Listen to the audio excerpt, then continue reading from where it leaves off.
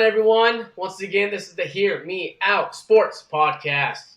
We are the Miller Brothers. So, last podcast we talked about quarterbacks. Today we're going to be talking about running backs. But before we get to that, interesting fact about us, I live in Japan. I speak fluent Japanese. Jace lived in Taiwan, Taiwan, and he speaks fluent Mandarin Chinese. And then we got Kayana. He lived in America. He speaks fluent English. But on top of that, he also lives in Seoul, Korea, and he speaks fluent Korean. But I just want to know, if anyone knows this team, if anyone can comment in the section below this team, you guys will get a prize. So first one to comment and get it accurate, I'll send something your way. Just let me know. But, hey, to get the running backs, I'm going to send it to Jace right now. Yeah, so as you said, welcome back to Hear Me Out Sports. We're talking running backs today. So there's going to be some names on this list that you guys are going to be like, yeah, no brainer. Of course that's on the list. And then there's going to be some names that you guys are going to think, you know what? There's no reason why this person should ever belong on this list. We want you to comment that. Put it below, and let's debate it out. Let's see who's right. Let's have some conversation here. We're totally open to that. Now we'll start with Chanton, as he's on the very left side. And Chanton, give us a rundown of some of your top five. Yeah, I'm actually just going to start off with one right here. Dalvin Cook, man, he's a beast. And I think he got so much better. He has an offensive coach now who, it's going to give him more production, not just in the running game, but in the passing game as well. Christian McCaffrey, for me, was hard to put in the top five even, because I know I'm going to get 3 weeks out of him, and guess what? He's going to be on the IR for the rest of the game. It's going to be the best 3 weeks. He'll win the IR fantasy league for sure. But, no, that's rich. I'm going to leave him in five, just once again, out of respect. But, hey, we got Jonathan Taylor and Austin Eckler, just beasts, highly productive people as well who will get fed a lot. More Jonathan Taylor will get fed a lot. Austin Eckler, he catches a ton of passes from Herbert. So those three, keeping the top three. Christian McCaffrey, we'll see you after week 4, my guy. Hey, I'm going to hop in right now and defend Christian McCaffrey. So, yeah, he's had injuries. Yeah, I was waiting for the Panthers guy. Hey, he's had injuries the last 2 seasons. Everyone knows that. But his injuries are not the kind of injuries that go for injury-prone people. Let me explain myself before anyone interjects. Most injury-prone people have consistent injuries to the same items. Maybe a knee, like Odell Beckham keeps hurting his same knee, right? Christian McCaffrey hasn't had that, and it's all soft tissue. None of it's bones, none of it's ligament damage, nothing like that. All reports out of camp, all video out of camp. He looks incredible. He looks like the same Christian McCaffrey pre-injury. No real concerns on them, and they actually brought in another running back to kind of help spell him there. So I'm really not too concerned at all about Christian McCaffrey. That's why I have him number 1, and especially when you're drafting guys this high, because Christian McCaffrey, whoever you take in your, as far as running backs go for your top 5, the top probably 2 or 3 picks in every fantasy draft are going to be running backs. And so those guys need to have fantasy league winning upside. And Christian McCaffrey, if healthy, has the highest upside of any running back in fantasy. And I don't even think anyone would debate that. It's more just about if he can stay healthy. So 100% in on Christian McCaffrey. I think he's going to play at least 15 games this year, and he's going to win you a league if you can take him here early. So Christian McCaffrey is more reports coming out of the Panthers camp too looks like he lost his middleweight title belt over there in the fights that they're getting going with the Cowboys. All I'm going to say is when McCaffrey's throwing a ball at someone's head, something happened, because that's like a choir boy throwing a ball at someone's head. So he's about as good as a guy in the league as he can get. So there's that. Jace, I see you got Jonathan Taylor number 1.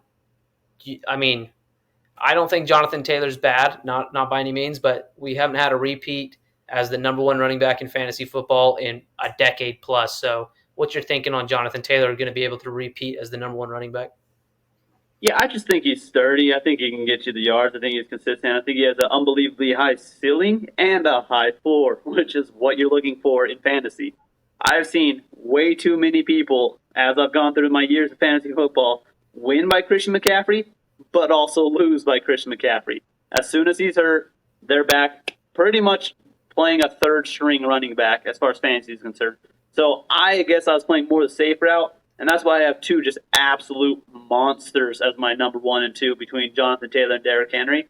This one's way too close to call. I almost feel like I should have put Derrick Henry first, but, they're kind of tied for first in my mind. So I like them both. I think they're just 30. Well, if you did, because Tennessee's offensive line's absolute trash. And So, Derrick Henry he had a legitimate lower body injury, and yeah, you can say, oh, so did Christian McCaffrey, but here's the difference: Christian McCaffrey's 300 pounds less than Derrick Henry. When you have a guy that big, with a lower body injury, those injuries don't typically just get better. It usually takes years and years. And how do you heal those? You don't put weight on him, and Derrick Henry puts a lot of weight on his lower body. So Seems like there's been no issues though, and it seems like that was a one-off injury. It wasn't like oh yeah, that we saw that coming. It was like, oh, he fell in the right way, did the right thing, and then all of a sudden, boom, that happened. Like it didn't seem like a common thing for him. It seemed like a one-off. okay, I got to touch on Aaron Jones real quick before we go anywhere. Aaron Jones, it's egregious that you guys don't have him in your top 5. Now, Aaron Jones has been top 11 in PPR fantasy points 3 years straight. Okay, he doesn't miss games. He's pretty much always playing. He's played at least 15 games a season those last 3. So, also on top of that, we're talking about receiving work, especially in PPR leagues for running backs. Aaron Jones is actually Aaron Rodgers' number 1 returning pass catcher. So he's going to get nothing but fed targets, especially with Aaron Rodgers saying outright that he doesn't trust any of the rookie receivers because they drop passes. So Aaron Jones is going to have a huge year. Yeah, but he's going to be splitting a lot of carries with Dylan. It's not going to matter. It's not going to matter. He's going to get as much volume in the receiving game as he is right now. Let's mention again his division. I mean, the Lions' biggest concern is their linebackers, which means that their biggest hole is just they're going to get run over, and that's kind of concerning, and that's a good route for Aaron Jones to get a lot of points when they play against Detroit, not once but twice. So, all right, I think huge shout out to Aaron Jones. He's way undervalued right now, so go get him if you can. Chanson has him at 7 too, so I mean that's nothing terrible. So Jace, you got Kamara at 7. I'm a huge Kamara believer. He's about as consistent as it gets, even when he's missing games. So huge on Alvin Kamara. Chanson, where's he at? Why isn't he on your list? He's not on my list for a legal reason. The reports are that he's going to get suspended probably next year, but there's still no clear cut thing on that. But I mean, if the reports are accurate, it will be next year. But because of that, I don't have him in my top 10 because I'm not going to tell people to draft Alvin Kamara if he's not going to be playing this year. But I mean, Alvin Kamara, if he does play, holy cow, pick him up. He's a beast.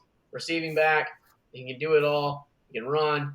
He's very agile. I mean, he can run between the tackles. He can run between the guards. Go on screens. He can catch deep passes. He's an animal. But the person that I want to talk about is Lenny. Lombardi Lenny, boys. Let's go. Tampa Bay. Once again, slept on. Another year, Lenny slept on. Once again, a biased podcaster talking about their team. Yep. It's okay. Leonard Fournette, last year, what did he do? Insane production. Caught the ball a lot, ran the ball a lot. And what do we want to run him as doing fantasy? Catch the ball a lot and run the ball a lot. And that's exactly what's going to be continuing this year. So what's your take, though, on their offensive line? So we already know, we've talked about Ryan Jensen. He's out for the season. Tristan Wirfs got hurt today. Maybe. We don't even know. We don't even know he's out for the season. Okay, he's going to be out for a significant period of time, I guess, is the actual ruling. But Tristan Wirfs just got injured as well. That was recent news that came out. So honestly, what's your take on him running behind a beat up, broken offensive line? I think that's not ideal. They're not beat up and broken.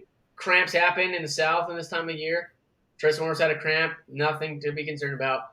I want to remind people that Tristan Wirfs was the first team All-Pro right tackle last year. We got Shaq. And he's injured. And Tristan Wirfs is injured.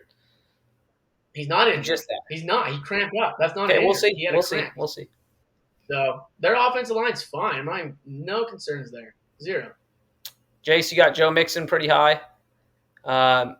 Joe Mixon is about the most consistently average / let you down running back.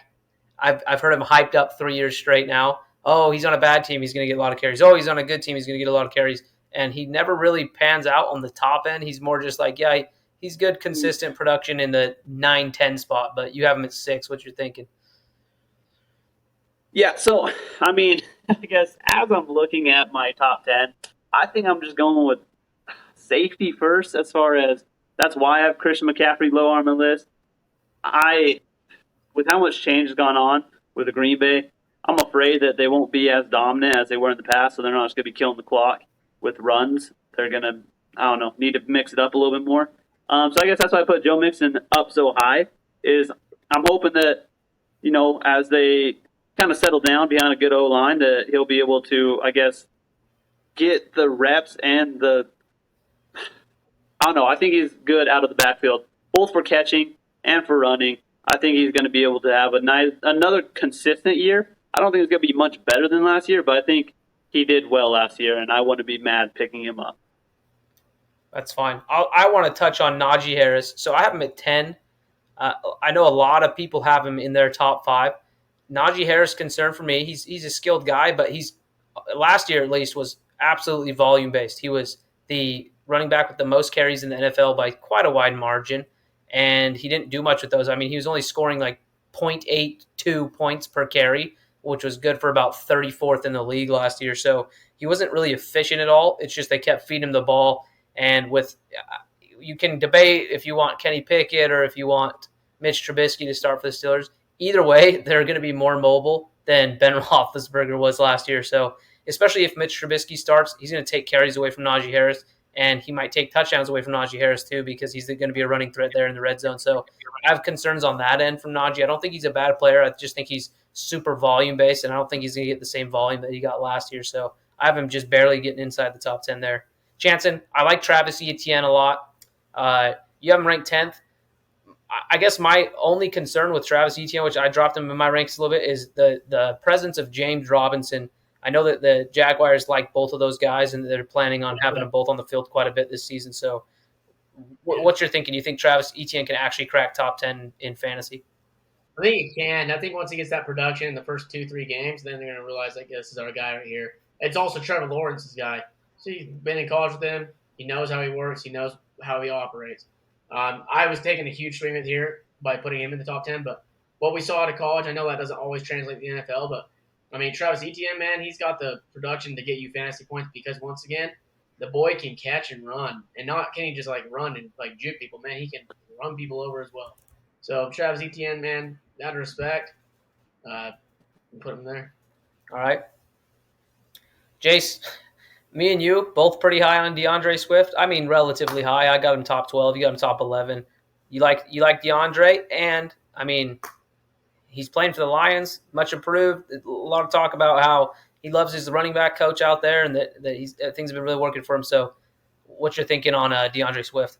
Yeah, first off, Deuce Staley, he's awesome. I've been watching Hard Knocks as a Lions fan especially, and, man, I love it. And he's coaching up DeAndre Swift. He knows DeAndre Swift has what it takes, and so he's trying to get him into the right holes and have the right mindset, so that's good. My biggest reason for having him so high is because of how great that offensive line is. Like, easily top 3, in my opinion, in the entire league.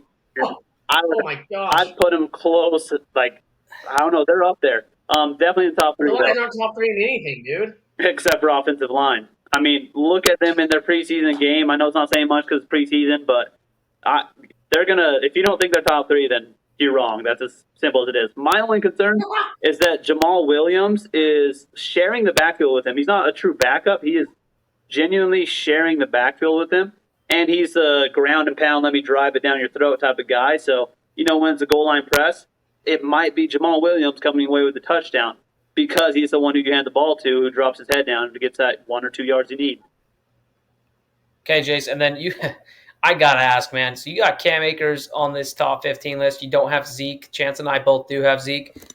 I think you're kind of insane there. I don't hate Cam Akers, but he was never efficient with his carries. He's a running back that's had a torn Achilles. I know he's played last year and stuff, but I know the Rams are talking about giving Darrell Henderson a bunch of carries. I think they're going to poach each other, and neither of them finish in the top 15.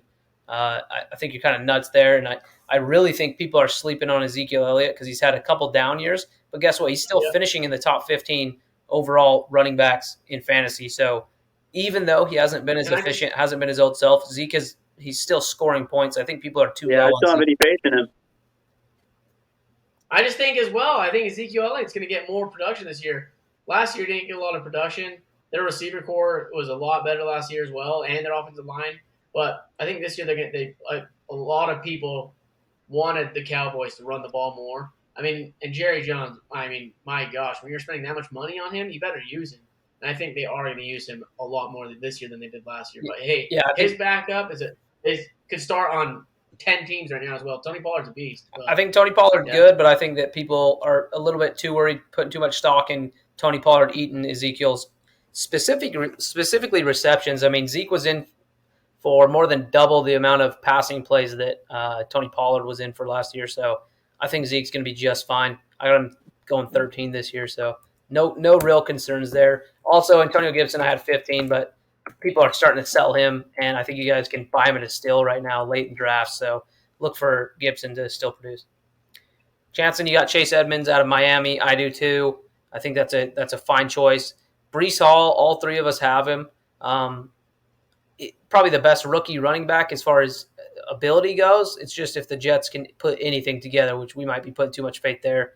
Yeah, exactly. Yep. And then I'll real quick touch on Kenneth Walker out of Seattle. So I had him 18. There's some injury concerns, specifically maybe a hernia. He's going to have some procedure done. So I will claim the right to change these rankings if Kenneth Walker enters the season injured. But if not, I think he's going to eat up pretty much all the carries there in Seattle and take over there. Yeah. I want to touch real quick on David Montgomery. I mean, I don't know. He's in the same division as Lions. I kind of don't like him, and it's because he runs over the Lions. They're going to be playing the Lions again twice, and they don't have that great of a team. So I feel like he's going to get some more opportunity, both catching and running. So I think he's going to be able to produce, and I would not be surprised if he was even ranked higher come end of the season. Cool. Jensen, I don't think we got much here to talk about. I'm going to ask you a question, and I'll kick the same question to Jace. If you had to pick one sleeper running back that we haven't talked about, I should say, this year, that could drastically outperform where he's being drafted at, who do you think that sleeper running back is going to be? I'll give you who I think, though. Sleeper running back, Cordell Patterson out of Atlanta Falcons. Why? Dude, the guy does everything. He's a deep threat because he's actually a receiver first, but they are using him as a running back. So, and he's not scared to run the ball between the tackles. And, man, that guy can fly. So, sleeper running back, we're going to go with Cordell Patterson. I mean, he's fast, and he finished good last year, top 10 last year. But guess what? They brought in Tyler Algier, and he is awesome as far as what Atlanta wants to do on the ground. A true running back. I think Algier will honestly take over the bulk of the rushing attempts this year. So kind of down on.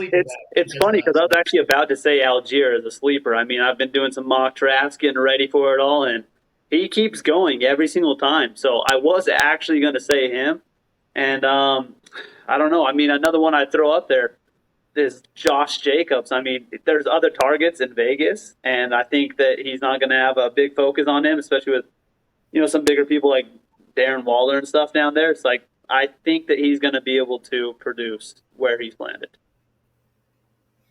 That's fine. I mean, I'm going to go with Kenneth Gainwell, a guy to look at super late, take a flyer shot on him. He's been in the league already, but he's currently listed as the Eagles' second running back right now behind Miles Sanders. Miles Sanders has a ton of injury concern, and the coaching staff doesn't have a lot of faith in him.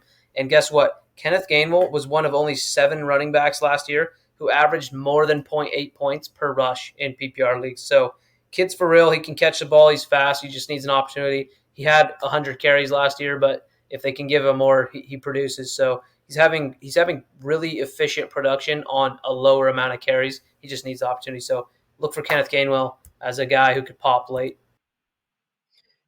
Well, here we go, guys. Here's our top 10 running backs right here, ranked overall. Yeah, just top 10. I mean, you can see there's some ties on there. Again, disagreements bring about some different results, I guess. So, I mean, what do you think? Do you think that these are a good top 10 to have in there? Are these guys you want to see on your fantasy team? Comment below. Let us know if that's what you actually think is a smart decision. We have disagreements here, and we have sleepers. Let us know. What do you think? Once again, guys, smash that like button, subscribe, turn those notifications on. We want to get you guys this content all the time. We have a lot of great content coming your way still. And once again, hey, when in doubt, hear me out.